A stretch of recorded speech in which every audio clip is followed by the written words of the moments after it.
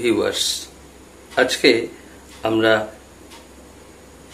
চতুর্থক, মধ্যমা, দশমক এবং শততমক অর্থাৎ কোয়ার্টাইল, মিডিয়ান, ডিসাইল, পার্সেন্টাইল, স্ট্যাটিস্টিক্স এই বিষয়গুলো সম্পর্কে আলোচনা করব। আমরা আজকে প্রথমে আলোচনা করব চতুর্থক। চতুর্থক মানে কি? আমরা যখন রাশি তথ্যমালাকে মানের ঊর্ধ্বক্রম অনুসারে সাজাই তখন আমরা জানি মধ্যমা রাশি তথ্যমালার পর্যবেক্ষণকে সমান দুটো অংশে ভাগ করে, সমানভাবে ভাগ করে। কিন্তু আমরা যদি রাশি তথ্যমালাকে কয়েকটা নির্দিষ্ট সমান সংখ্যক অংশে ভাগ করি তখন এক একটাকে অংশক বা পার্টিশন বলে। এদের মধ্যে খুব গুরুত্বপূর্ণ একটা হচ্ছে চতুর্থক। চতুর্থক বা কোয়ার্টাইল কি?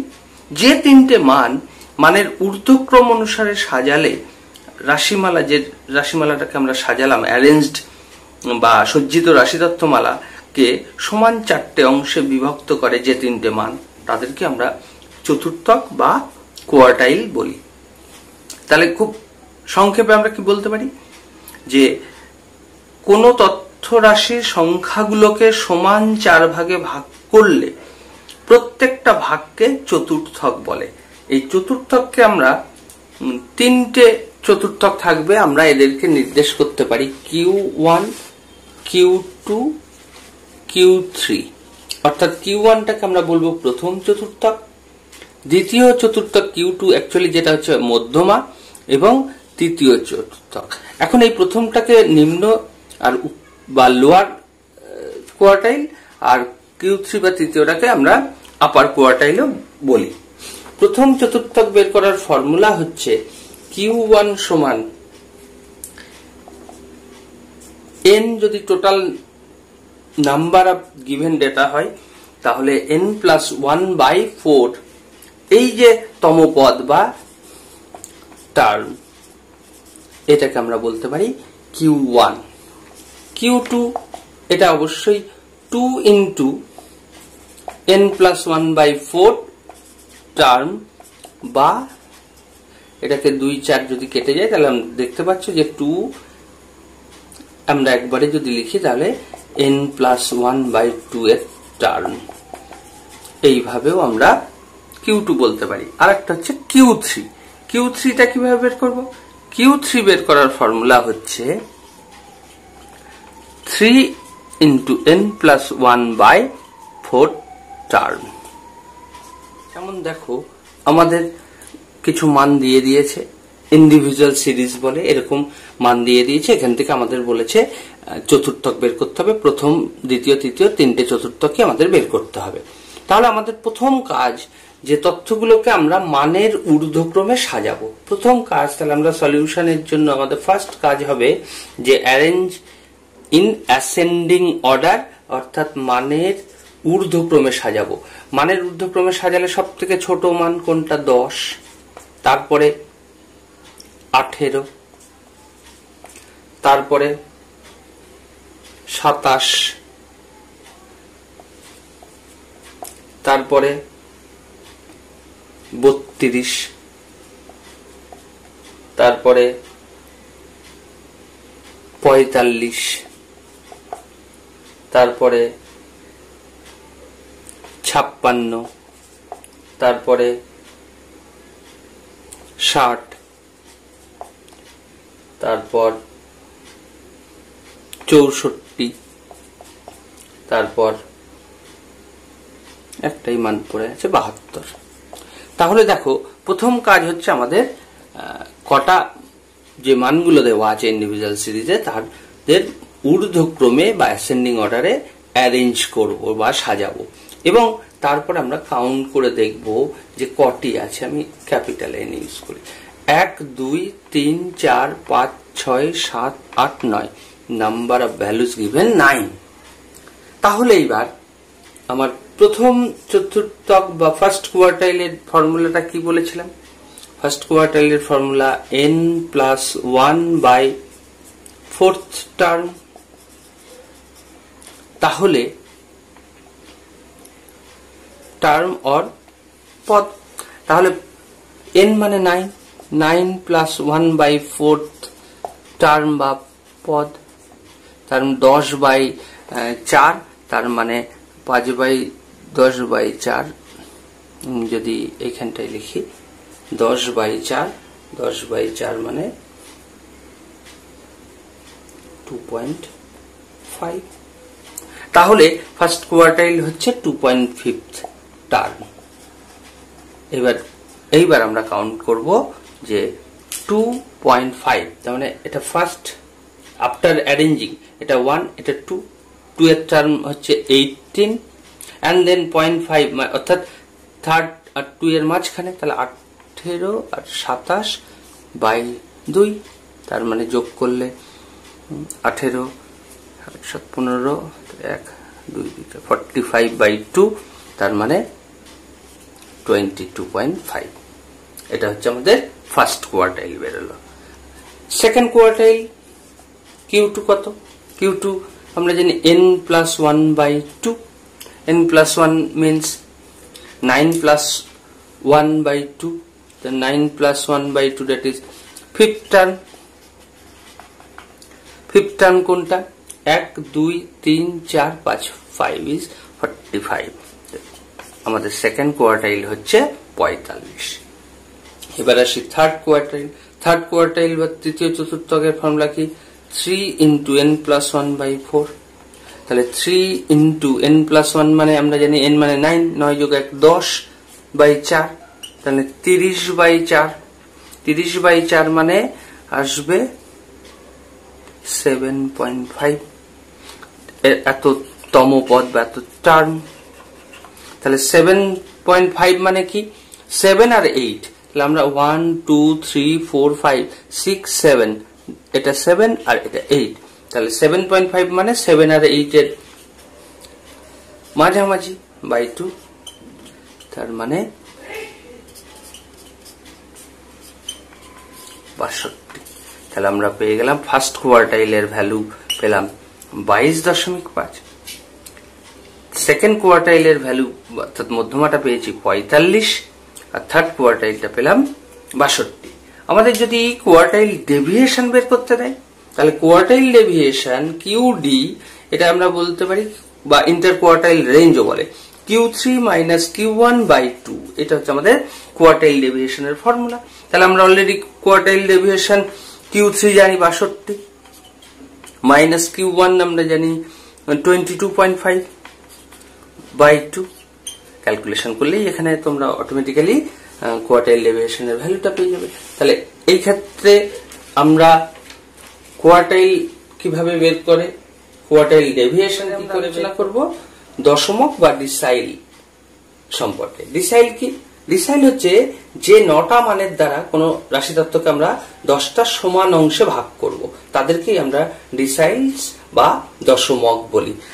চতুর্থক পার্থক্যকে আমরা যেমন দেখেছি Q1 Q2 Q3 দিয়ে, তেমনি দশমক বা ডিসাইল গুলোকে আমরা D1 D2 D3 এইভাবে D9, অর্থাৎ 9টা দশমক থাকবে।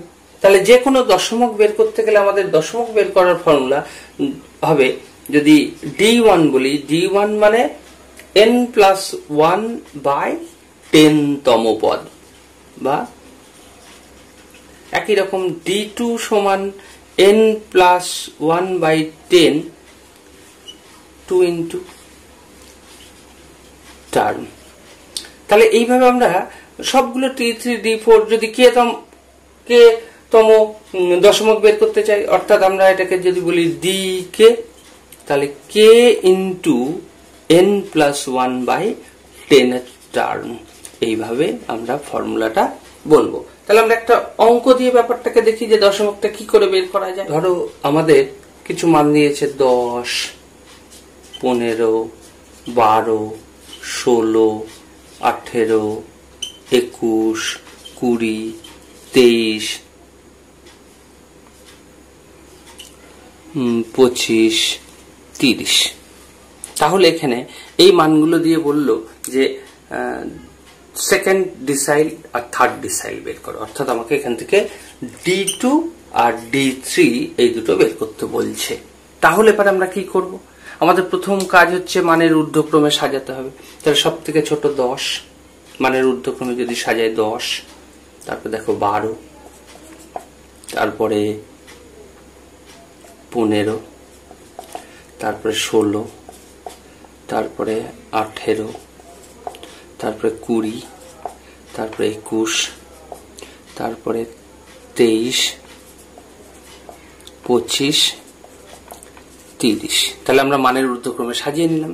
এবার কাউন্ট করে দেখি কতগুলো আছে। 1 2 3 4 5 6 7 8 9 10। তাহলে আমরা যদি সেকেন্ড ডিসাইল বের করতে চাই তাহলে d2 কি ফর্মুলা, 2 ইন্টু n প্লাস 1/10 এর টার্ম। তাহলে 2 ইন্টু n মানে 10 প্লাস 1/10, তাহলে কি দাঁড়ালো 11/10, 11 দুগুণে 22/10 মানে 2.2 এর টার্ম। এইবারে দেখো 2.2 টার্ম কি, সেকেন্ড টার্ম আমি আফটার রিঅ্যারেঞ্জ আমরা সেকেন্ড টার্ম কোনটা, সেকেন্ড টার্ম হচ্ছে 12।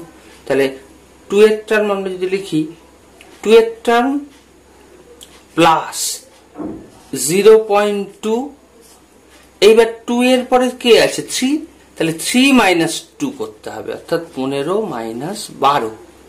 তাহলে এখানে কি হলো 12 প্লাস 0.2 ইন্টু 3, তাহলে 12 প্লাস 3 দুগুণে 6 0.6, তাহলে অ্যান্সার হবে 12.06। তাহলে এইভাবে আমরা যদি এখানে ধরো আসতো যে 2.56 টার্ম, তাহলে এখানে 0.6 into third term minus second term. একই রকম এবার আমরা যদি d3 টা বের করি, দেখো তাহলে d3 তে কি হবে, d3 যদি বের করতে চাই d3 ইকুয়ালস টু হবে 3 into n plus 1, n plus 1 মানে আমরা অলরেডি জানি 10 প্লাস 1 মানে 11/10 এর টার্ম। তাহলে 3 11 33, তাহলে 3.3 এর টার্ম। তাহলে মজার বিষয় হচ্ছে 3.3 এর টার্ম যখন আমি বের করতে চাইছি তখন আমাকে থার্ড টার্ম কোনটা, থার্ড টার্ম হচ্ছে ফার্স্ট সেকেন্ড থার্ড মানে 15 প্লাস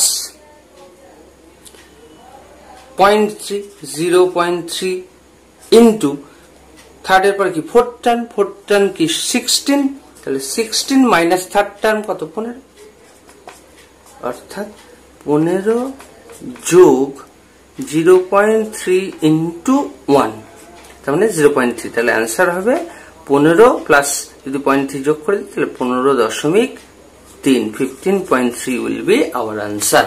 তাহলে আমরা ডিসাইল বের করলাম কিভাবে, আমরা প্রথমে মানের ঊর্ধ্বক্রমে সাজিয়ে নিলাম, তারপর যততম ডিসাইল তত গুণ n+1/10।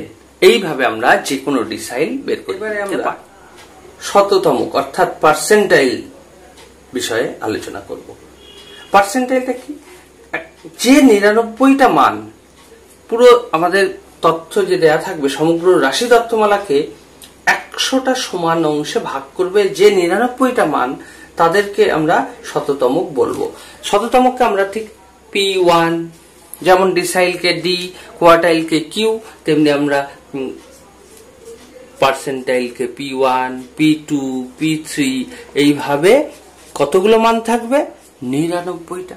তাহলে কোয়ার্টাইল আমরা পেয়েছিলাম Q1, Q2, Q3, ডিসাইল পেয়েছিলাম D1, D2, এইভাবে পার্সেন্টাইলে পাবো কিন্তু 99টা, অর্থাৎ 99টা মান সমগ্র রাশি তত্ত্বমালাকে সমান 100টি ভাগে ভাগ করে।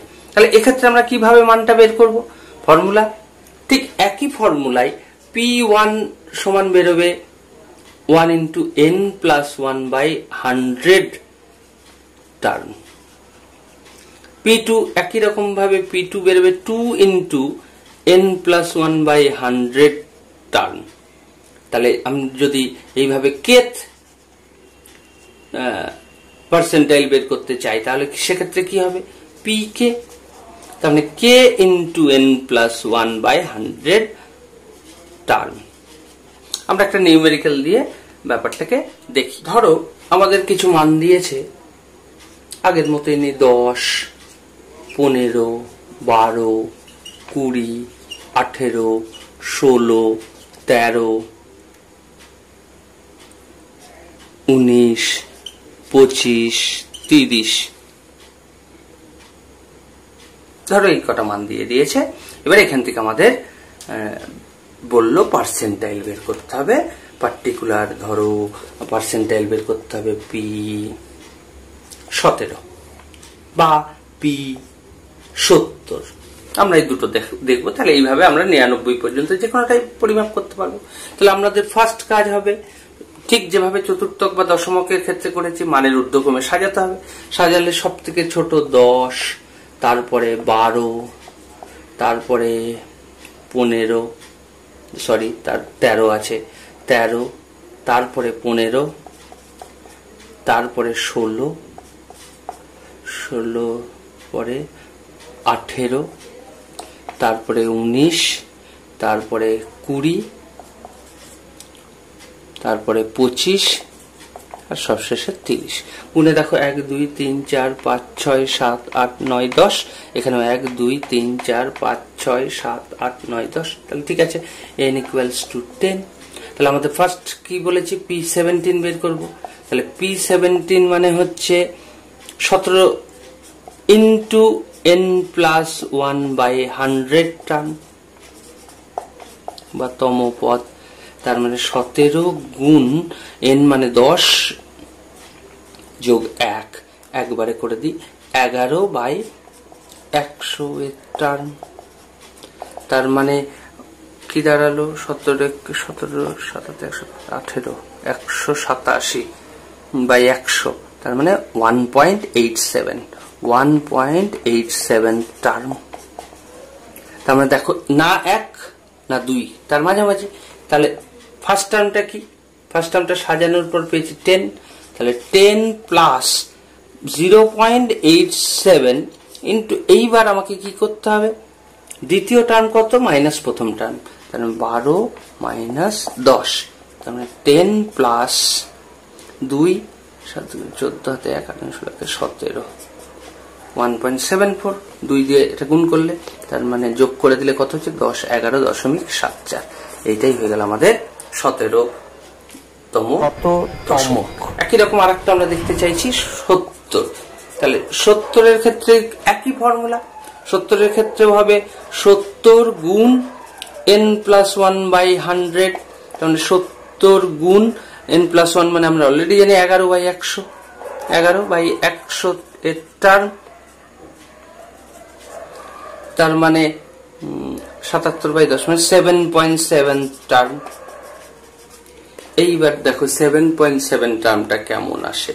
আমরা 1 2 3 4 5 6 7 7 টার্ম হচ্ছে 19 বা 19 প্লাস 0.7 ইন্টু ঠিক পরের টার্মটা কত 20 মাইনাস আগের টার্মটা 19। তার মানে 19 প্লাস 0.7 ইন্টু 1, তার মানে যোগ করে দিলে 0.7 19.7। 19.7 হচ্ছে আমাদের 70তম শততম। এইভাবে আমরা এই ফর্মুলা প্রয়োগ করে যে কোনো শততমকে বের করা যায়। আশা করি চতুর্থক Q1 Q2 Q3 বা দশমক ডিসাইল D1 D2 up to D9 বা শততমক অর্থাৎ P1 P2 up to P99 কিভাবে বের করতে হবে প্রদত্ত রাশি তথ্যমালা থেকে তোমরা বুঝতে পেরেছো। যদি ভিডিওটা ভালো লেগে থাকে তাহলে লাইক, শেয়ার এবং সাবস্ক্রাইব করার অনুরোধ রইল।